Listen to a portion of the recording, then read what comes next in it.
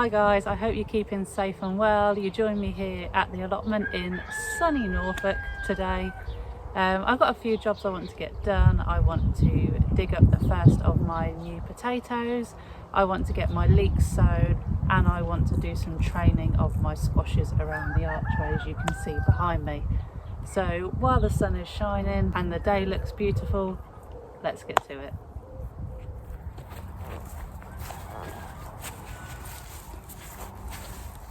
Okay, so my first job of the day is going to be to harvest some of my new potatoes. I've got a really big potato patch and I haven't harvested any of them yet. There are a lot of weeds here, so you have to excuse that, but yeah, I'm really looking forward to digging some up. So let's have a go, see what we can find. I am now ready to start digging. I might actually try two varieties. I'm not going to do too many. With first early potatoes you have to, gosh, me being weak. With first earlies you have to, they basically don't store very well. So once you dig them up you basically, need to eat them. So I'm just going to dig up a couple of plants now and see what's underneath.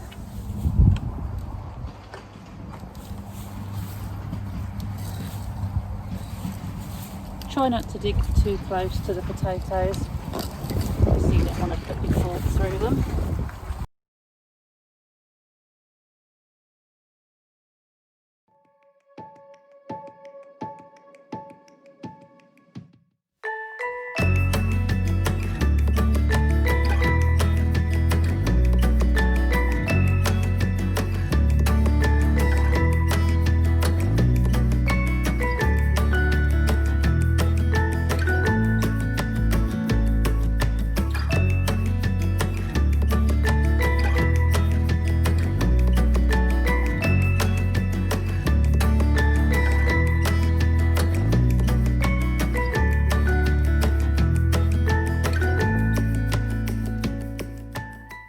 So I've dug up 3 rocket plants.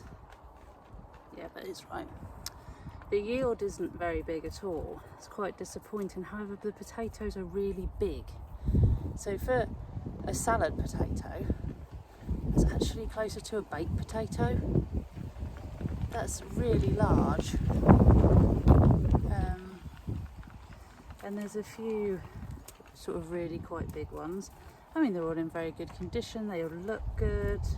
Bit muddy obviously, but apart from that they look great. But like I say, not too many, so let's see how the Charlottes next to them fare. We'll do those now.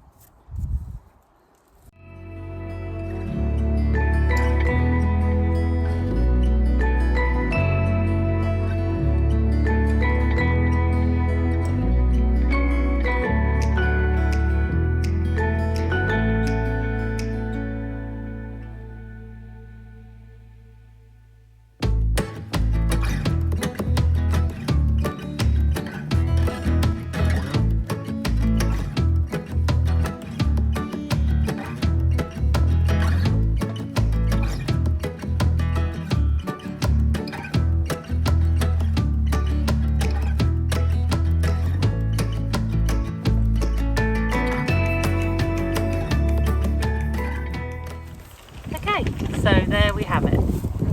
So I dug up 3 of each plant, as you saw, and this is the difference. So the rockets, I got a grand total of 2, 4, 6, 8, 10, 11, and a couple of teeny tiny ones.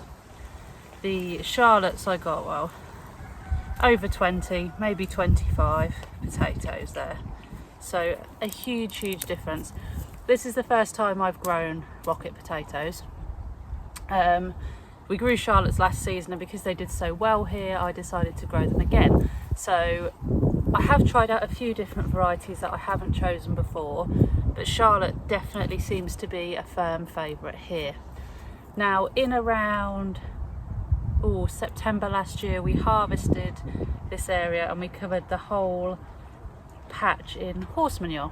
There's a lady just over the way that has horses here and she basically has a manure pile, and you can just go and take your wheelbarrow and help yourself, which is really, really good. So that's what we did back in September. Since then we haven't done anything to it, just left it to its own devices, and then obviously just turned it over and planted in I think it was around April. I was late putting them in this year because of lockdown, etc., and I wasn't feeling in the right space to go out very often, so yeah, it was left and it was late.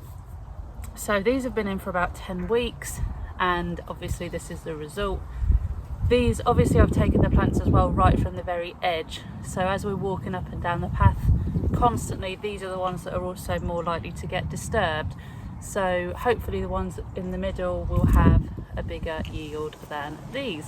But for 3 plants, over 20 potatoes, I'm quite happy with that. Obviously, like I said, the rockets are a little bit big to use in salad, but that'll be all right. So now I've done the potatoes, the next job I need to do is go on to planting out my leeks.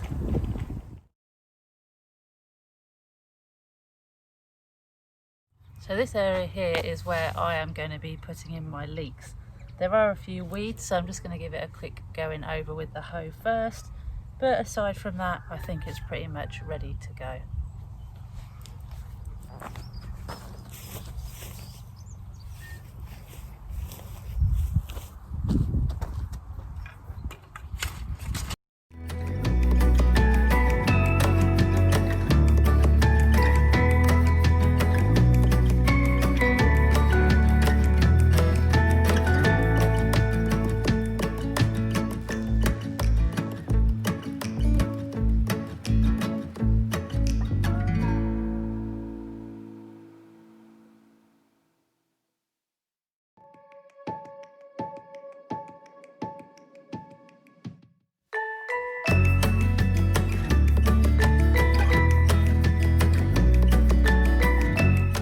Okay, so when planting out your leeks, you need to make sure that you leave around 6 inches between each plant and about 12 inches between each row.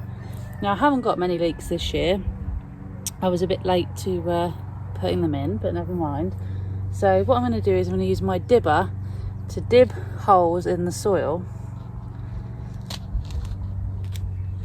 about 6 to 8 inches deep. And then what you need to do when you've dibbed a hole is basically drop a leek plant into it. So that's exactly what I'm going to do. Got my little leek here. So what I'm going to do is I'm just going to take the leek. The roots are really long, so you can, if you want to, trim the roots down. Don't have to.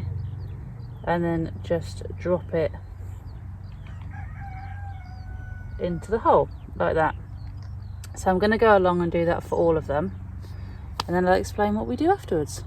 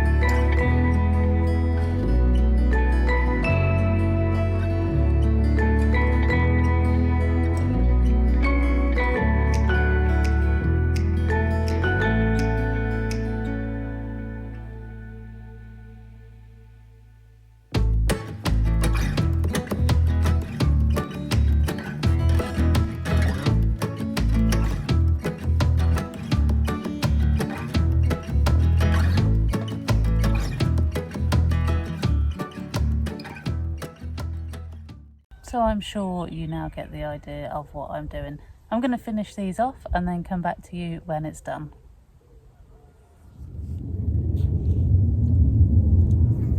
when the leeks are in their final position, all you need to do is give them a drink. You don't need to fill the hole in. Over time, the soil will fall in around the leeks anyway, so it's just a case of giving them a drink and leaving them to it. Now, when your leeks are a little bit bigger, as you can see, mine are very little, you can mound up the soil around the leeks, which will encourage the bottom of them to have a white end. So if you want your leeks to have white ends on them, then just mound them up when they're a bit bigger, and then the sunlight obviously won't get to them and they'll stay white. So all you need to do, literally fill the hole, and that's it. So I'm going to go around now and do that with all of them. And that's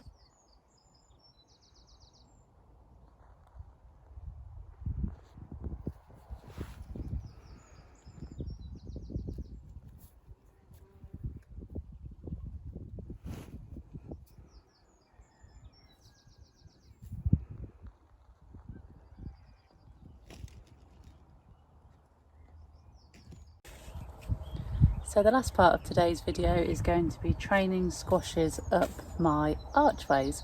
Now this one is already done, it's well on its way. As you can see, it's holding on there for dear life. Yeah, looking really, really good. However, the one behind me on the opposite side isn't doing its thing on its own, so it needs a little bit of help. So that's what I'm going to do now before we finish for the day. As you can see, I've already put a net in place for the pumpkins to climb up, but they just need a bit of support to help them get there. So all I'm going to do is tie some string around the main stems of the pumpkins onto the archway, so that will just give them a helping hand. Now they should be fine when they get going. Their tendrils should grip on and they should start making their way up. So fingers crossed, they just need a bit of a help, and then they'll be well on their way.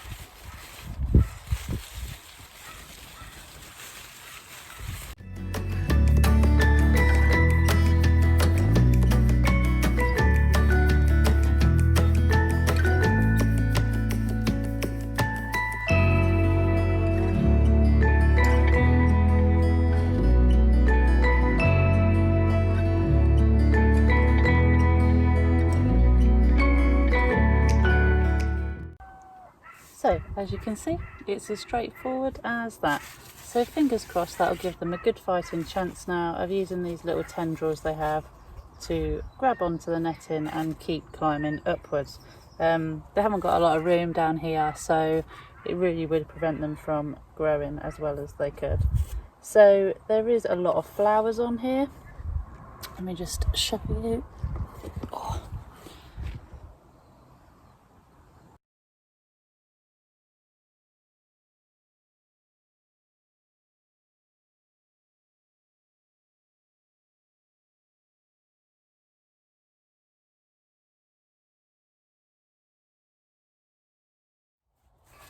well, that's pretty much it from me for this week.